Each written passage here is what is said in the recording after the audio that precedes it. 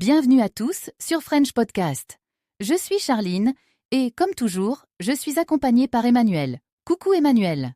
Salut Charline, salut à tous. Franchement, aujourd'hui j'ai une petite boule au ventre, je te jure, on va casser des idées reçues, franchement, préparez-vous à être secoués. Oui. Alors, on a tous entendu ces fameuses phrases, tu sais, du style « Le français, c'est impossible à apprendre après 12 ans » ou « C'est réservé aux gens qui collectionnent les langues, genre des polyglottes mystérieux ». Mais faut qu'on arrête 2 secondes avec ça, non? Mais grave. Et puis, ce mythe comme quoi la grammaire, c'est the obstacle, le boss final. Perso, c'est pas ça qui m'a bloqué, c'est la peur de mal prononcer un mot. Je me sentais jugé, genre, tu vois? Je comprends. Quand j'étais petite à Marseille, j'étais persuadée de parler français normal. Jusqu'au jour où je débarque à Paris à 19 ans et que je sors un peu cher à la boulangerie. La tête des gens. J'ai su à cet instant-là que j'étais la star locale, mais pas dans le bon sens. C'est fou comme on croit avoir la bonne version.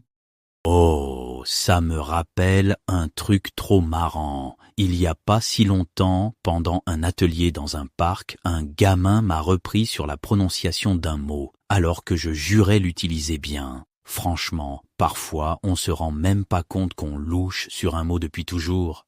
Peut-être que, tu vois, on est tous un peu touristes dans notre propre langue.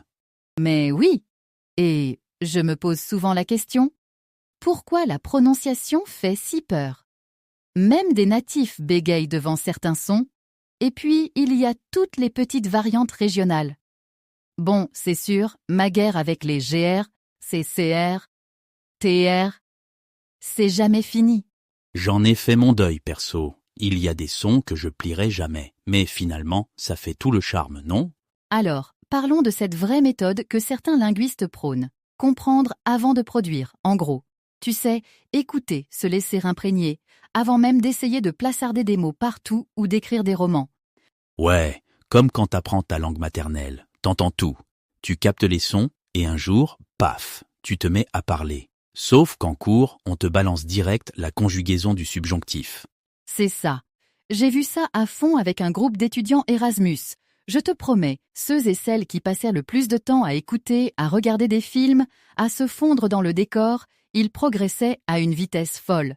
Même s'ils comprenaient pas tout, la routine d'écoute, le côté « j'entends, je me familiarise », ça explosait leur niveau, comparé à ceux qui restaient accrochés au manuel. Mais carrément. Et puis, tu vois, la place de l'erreur là-dedans, c'est central. Quand j'ai commencé à reprendre l'espagnol, bah ouais, je suis censé déjà parler, mais bref, j'ai progressé plus vite le jour où j'ai arrêté de flipper, de dire des bêtises. Genre, chaque moment de gêne, c'était une pierre de plus sur mon édifice. Bon, pas toujours facile pour l'ego, Exactement. Je trouve qu'on diabolise tellement l'erreur que ça fige tout le monde. Alors que quand on rigole ou tu avances avec, ça libère complètement l'apprentissage et tu retiens vachement mieux. Alors justement, au quotidien, qu'est-ce qu'on fait concrètement?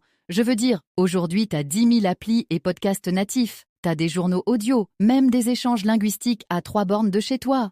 Ouais, mais rien ne vaut un bon vieux défi d'expression. Avec mes potes, on fait une sorte de chasse aux expressions. On mate une série française, chacun repère ses 2-3 tournures qui claquent, et le challenge, c'est de les caser en discussion dans la semaine. Je te jure, t'apprends des pépites. Et tu prends la confiance aussi. Oh, génial! Et la culture là-dedans, c'est indispensable. Entre les films, la musique, même les humoristes, je me souviens en impro à la fac, mais alors, impossible de comprendre certains jeux de mots la première fois. Tu restes planté là, tu ris même un peu en décalé, juste histoire de faire genre. Je crois que j'ai jamais autant progressé qu'en essayant de décoder ce genre de private joke. Ah, classique. Moi, c'est dans les chansons que je perds pied. Parfois, je chante un refrain depuis 10 ans et je comprends un mot sur 2. Faut pas avoir peur d'être un peu paumé, c'est ça l'aventure. Ouais, puis ça soude, franchement. D'ailleurs, si vous nous écoutez, n'hésitez pas à piquer une idée dans tout ça.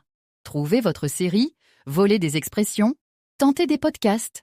Ce qui compte, c'est la régularité. C'est ça l'enjeu finalement. Faire du français une partie naturelle de ta journée, pas juste un truc qu'on sort du placard pour un cours le mardi soir. Genre, dans le métro, mets un podcast en français.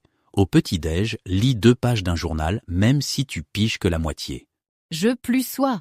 Tiens, un petit journal intime en français, même 3 lignes où tu râles sur la météo, où tu notes ton rêve de la nuit.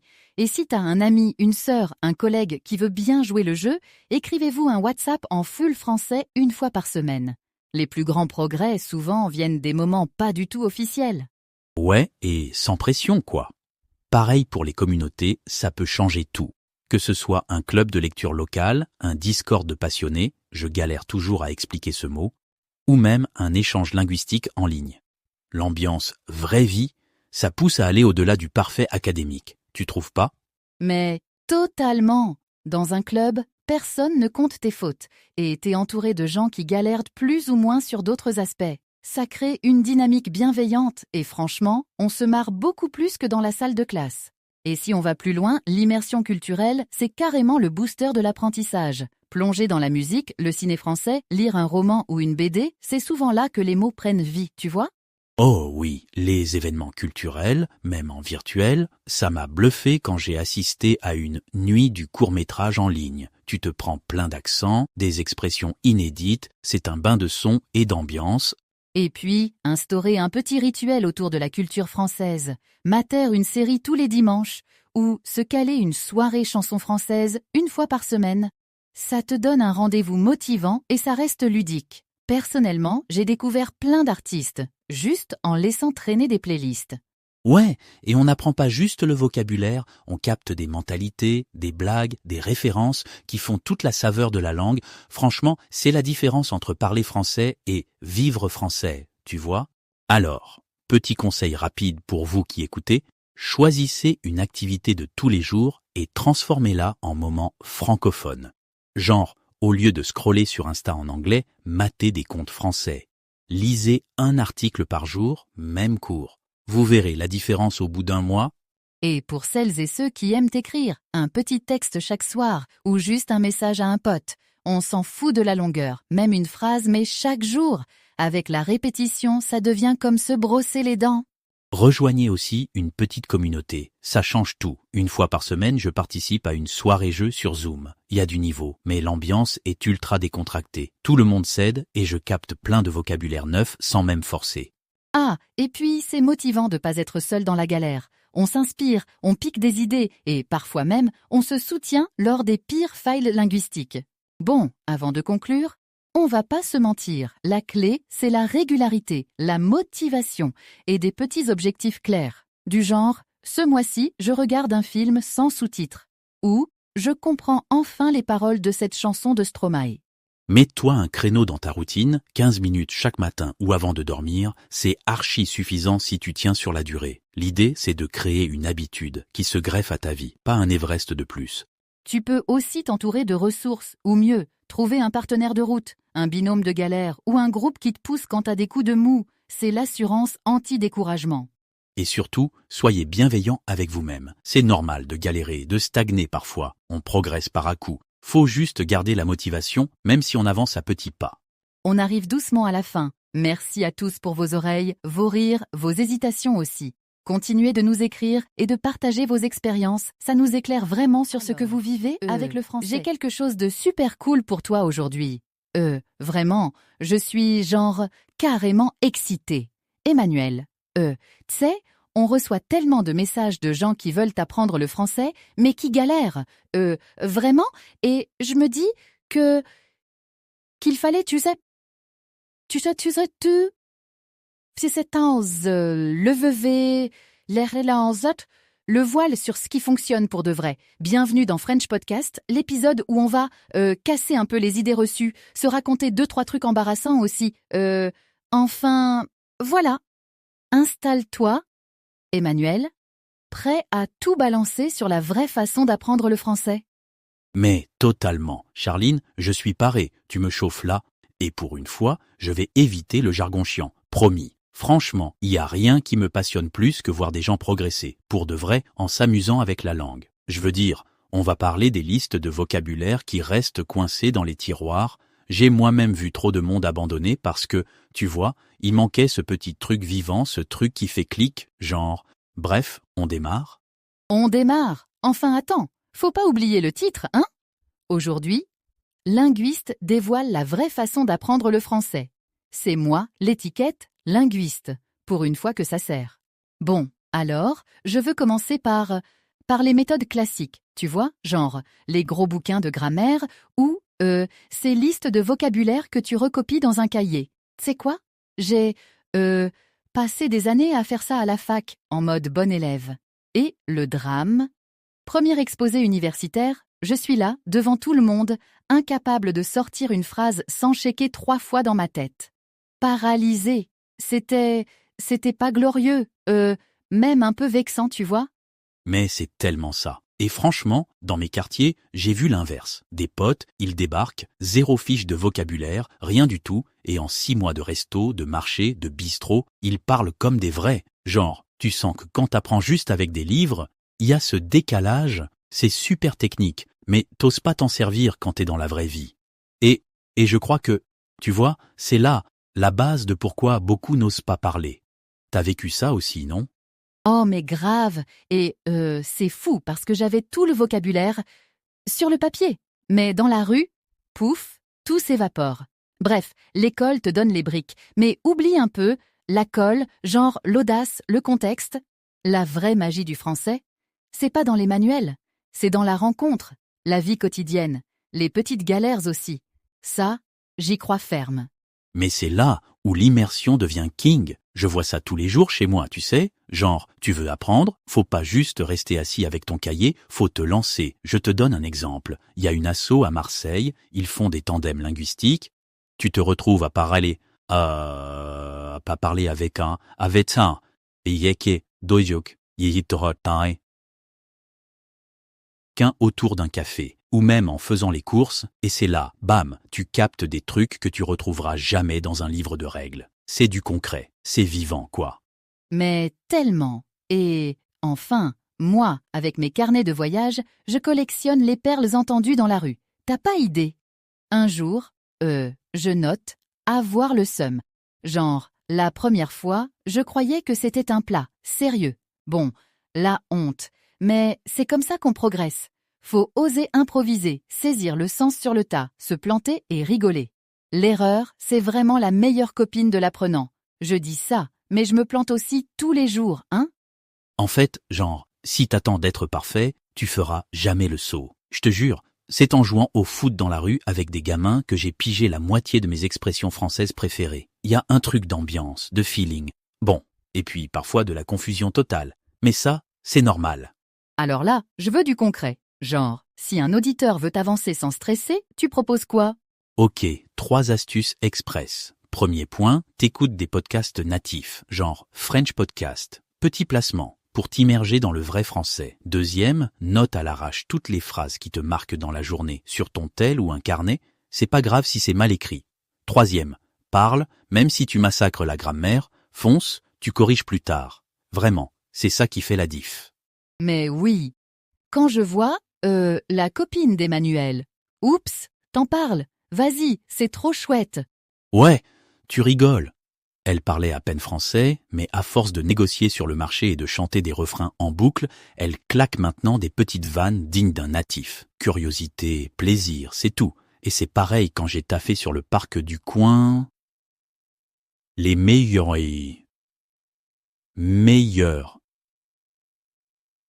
échanges venaient des voisins, tu vois, qui papotaient, s'apprenaient des mots, parfois juste pour rigoler ou partager des souvenirs. La spontanéité marche, vraiment. Et puis, c'est limite addictif. T'as envie de revenir chaque jour avec un nouveau truc à raconter ou à tester? Je sais pas. Je trouve que la curiosité, ça change tout. Mais grave, tu vois, faut juste se donner la liberté de jouer avec la langue, comme les gamins.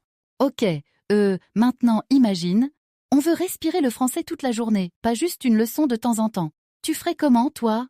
Bah, franchement, faut être créatif. Genre, mate un film ou une série en VF, lis rapidement les news ou un manga en français, même si tu comprends pas tout, c'est pas grave. Rejoins un groupe, tu sais, genre club de lecture ou des apéros avec des natifs pour que ça devienne un truc naturel, pas scolaire. Et gros plus. Les applis de messagerie ou ton assistant vocal en français. Comme ça, la langue s'incruste discrètement dans ta vie digitale. J'adore. Changer la langue de mon portable, c'est débile, mais à chaque notif, tu révises sans t'en rendre compte. C'est ça la routine. Petit geste, maxi effet, un peu comme mon obsession pour mes carnets. Chaque phrase que j'attrape au vol, c'est du bonus. Et franchement, partager ça avec d'autres, ça motive de ouf. Au final, plus t'as de points de contact, plus c'est fluide dans ta tête, même sans faire d'efforts. Et sur l'état d'esprit, tu vois, t'insistes toujours là-dessus, non? L'apprenant actif? Toujours, tu te lèves le matin, hop, tu décides de poser une question à quelqu'un, même toute simple, genre « Pourquoi on dit ça comme ça ?» et bam, tu découvres un mot, une nuance, direct. En plus, tenir un mini-journal en français, c'est top. Tu notes pas juste des mots, mais aussi, tes doutes, tes victoires, les moments chelous de la journée. Tu vois, c'est hyper rassurant quand tu vois l'évolution au fil des pages. Carrément. Et participer à des échanges linguistiques, même en ligne, ça booste de fou. Genre, tu te fixes petit défi perso. Allez, aujourd'hui, j'utilise une nouvelle expression idiote. Et hop, la confiance grimpe. C'est exponentiel. Ouais, l'idée c'est pas d'avoir zéro faute, mais plutôt de prendre l'habitude d'avancer et d'ajuster au fur et à mesure, tranquille. Bon, là, faut parler vérité. La confiance, c'est compliqué. Tu fais comment pour pas lâcher quand tu bloques, Emmanuel? Alors, tu vois, pour moi, chaque erreur, c'est une leçon. Faut pas les subir, faut les adopter. Je me dis, ok, je me plante, mais la prochaine fois, je le retiens. Et pour garder la motive, petits objectifs fun. Apprendre 5 nouvelles expressions, nulles mais utiles, par semaine. Ou juste goûter un nouveau plat et apprendre comment le commander façon pro. Les petites réussites, c'est hyper boostant. Et puis, partager ses galères avec d'autres qui apprennent aussi, c'est précieux. Tu te sens moins seul et tu reçois toujours ce coup de pouce, genre « T'inquiète, j'ai galéré aussi ». J'adore ce côté collectif, tu crois pas? Ouais, c'est comme un sport d'équipe, le français. Plus tu échanges, plus tu t'affirmes et plus tu progresses sans même t'en rendre compte. Alors, pour finir, j'aime bien laisser les gens avec une action simple. Genre, tu veux que le français s'invite dans ta vie? Commence par où? Trouve une activité que t'aimes déjà et fais-la juste en français. Mate une série chaque soir, écoute ta playlist préférée en français ou lis un article au petit-déj. C'est le plus simple pour créer une immersion passive mais puissante. Et, pour aller plus loin, rejoins un club de conversation en mode café linguistique ou même sur Insta, tu trouves plein de groupes. L'ambiance, c'est détendu, aucune pression, tu pratiques tranquille. Et puis, franchement, change la langue de ton tel. Mets ton assistant vocal en français. Tu verras, ça devient vite naturel. La troisième partie de podcast Bonjour à français. tous. Aujourd'hui, on se penche sur l'apprentissage du français. On a pas mal de matières devant nous, hein. Des guides pratiques, des recherches un peu plus académiques et même des retours d'expérience d'apprenants. Oui, bonjour. C'est ça, un beau mélange. L'idée, c'est vraiment de voir comment on peut utiliser tout ça pour progresser. Comment améliorer sa prononciation, par exemple, ou aborder la grammaire sans se décourager. Exactement. Et comment rester motivé aussi, c'est clé. On va essayer de dénicher les vraies astuces qui marchent. Tout à fait. Et ce qui est intéressant, c'est la diversité des angles. On va des conseils très concrets à des aspects plus psychologiques, disons. Ah oui? Comme quoi, par exemple? On parle de motivation, de mémoire, bien sûr, mais aussi de ce qu'on appelle l'anxiété linguistique. C'est cette petite peur qu'on peut avoir en parlant. Je vois. Ça bloque, j'imagine. Ça peut bloquer, oui. Il y a même une étude intéressante qui a regardé ça dans un contexte multilingue, en Inde. Le but, pour nous aujourd'hui, c'est vraiment d'extraire le jus, ce qui peut vraiment aider. D'accord. Alors, commençons par une idée assez séduisante. Apprendre un peu comme un enfant, de manière naturelle. On entend souvent parler de Stephen Krashen, de cette différence qu'il fait entre acquérir une langue un peu sans y penser et l'apprendre de façon plus scolaire. Oui, la distinction acquisition-apprentissage. C'est ça. Il parle d'input compréhensible, donc être exposé à du français qu'on arrive à saisir globalement, et d'un filtre affectif bas. En gros, moins on stresse, mieux ça rentre. Est-ce que c'est vraiment réaliste pour un adulte? Ce que les sources semblent indiquer, c'est que c'est pas si simple. C'est plutôt une approche complémentaire. L'idée serait peut-être de commencer par comprendre quelques bases, juste pour avoir une structure, D'accord, pas se lancer complètement à l'aveugle. voilà. Et ensuite, basculer assez vite vers la pratique intensive. Beaucoup d'écoute et oser parler, même si c'est pas parfait au début. Et ce fameux filtre affectif, c'est essentiel. Le plaisir, la confiance. Exactement. Si on prend plaisir, si on n'a pas peur de se tromper, alors oui, cette acquisition un peu plus intuitive peut se mettre en place. Mais ça demande quand même un cadre initial souvent. Ok. Et cette idée d'oser parler, même avec des erreurs, ça nous amène directement à la prononciation et à l'écoute. C'est souvent vu comme un gros morceau, non? Ah oui, c'est un défi fréquent, c'est clair. Mais c'est tellement important pour se faire comprendre. L'objectif, comme on le disait, c'est pas forcément d'avoir un accent natif parfait. Non, juste être intelligible. C'est ça. Et là, il y a des pistes concrètes qui ressortent. D'abord, entraîner son oreille. Vraiment apprendre à distinguer les sons spécifiques du français, ceux qui n'existent pas dans notre langue maternelle. Comment on fait ça concrètement? Par exemple, écouter en lisant la transcription en même temps, ça aide énormément à faire le lien entre ce qu'on entend et ce qu'on voit écrit. L'écoute active aussi. Interagir avec ce qu'on écoute, résumer, répondre à des questions. S'enregistrer aussi. C'est un peu dur au début, on n'aime pas toujours s'entendre, mais c'est très efficace pour repérer ses propres points faibles. Ah oui, le coût de l'enregistrement, c'est radical. Et puis il y a des choses plus ludiques, comme les virelangues, les chaussettes de l'archiduchesse, tout ça. C'est bête, mais ça fait travailler les muscles. C'est vrai. Et surtout, l'écoute régulière, ça permet d'intégrer le français tel qu'il est vraiment parlé. Par exemple, l'usage quasi systématique de « on » à la place de « nous ». Ça, on l'apprend en écoutant. D'accord. Donc, l'oreille et la parole, c'est la base. Mais après, il faut bien assembler les mots, construire des phrases, et là, on arrive à la grammaire, le squelette de la langue, mais parfois un peu rébarbatif. Oui. Et le danger, c'est de vouloir tout maîtriser parfaitement avant de parler. Ce qui est une erreur. On peut connaître toutes les règles et être incapable de tenir une conversation simple. C'est le piège. Tout à fait. Donc, une stratégie qui revient souvent, c'est de cibler la grammaire utile, celle qui va servir directement nos objectifs. Si on veut pouvoir raconter son week-end, eh bien, on se concentre sur le passé composé, l'imparfait. Logique. Une autre idée, c'est d'essayer de deviner les règles soi-même à partir d'exemples, avant d'aller vérifier l'explication. Ça rend l'apprentissage plus actif. Pas bête. Et pour le vocabulaire, faut-il apprendre des listes de mots? Surtout pas. C'est vraiment déconseillé. L'apprentissage par liste de mots isolés, c'est peu efficace. Un article citait l'exemple un peu absurde d'apprendre le mot « charrue » quand on débute. À quoi ça sert? C'est sûr. Il vaut mieux apprendre les mots en contexte, en lisant des articles, en regardant des vidéos. On note les mots qui nous semblent utiles, pertinents pour nous. Et varier les sources d'explication pour la grammaire, ça peut aussi aider à comprendre sous différents angles. Tout ça, ça sonne bien, mais ça demande de faire, d'agir. On lit souvent qu'on n'apprend pas à nager en restant au bord de la piscine. C'est exactement ça. Il faut se lancer. L'immersion, c'est vraiment la clé. Alors ça peut être l'immersion totale, si on a la chance de vivre dans un pays francophone. Ce qui n'est pas le cas de tout le monde. Non, bien sûr.